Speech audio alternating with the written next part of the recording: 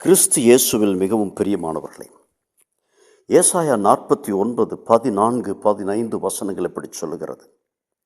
சீயோனோ, கர்த்தர் என்னை கைவிட்டார், ஆண்டவர் என்னை மறந்தார் என்று சொல்லுகிறாள்.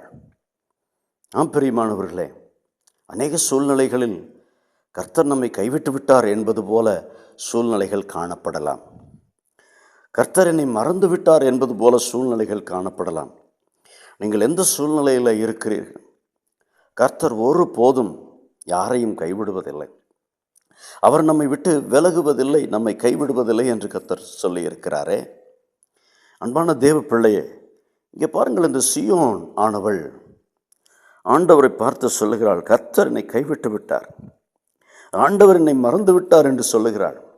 அதற்கு ஆண்டவர் பதிலாக சொல்லுகிறார் 15வது வசனத்தில், ஸ்திரீயானவள் தன் கர்ப்பத்தின் பிள்ளைக்கு இறங்காமல் தன் பாலகனை மறப்பாளோ? அவர்கள் மறந்தாலும் நான் உன்னை மறப்பதில்லை.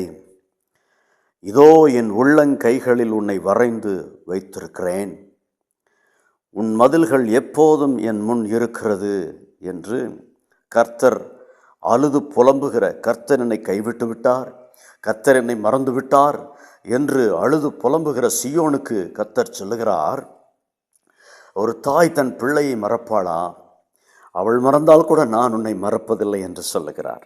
அன்பான தேவ பிள்ளையே, கர்த்தர் உங்களை மறப்பதில்லை, கர்த்தர் உங்களை கைவிடுவதில்லை. கலங்காதிருங்கள், அவர் உள்ளங்கைகளில் நீங்கள் இருக்கிறீர்கள். ஆமேன்.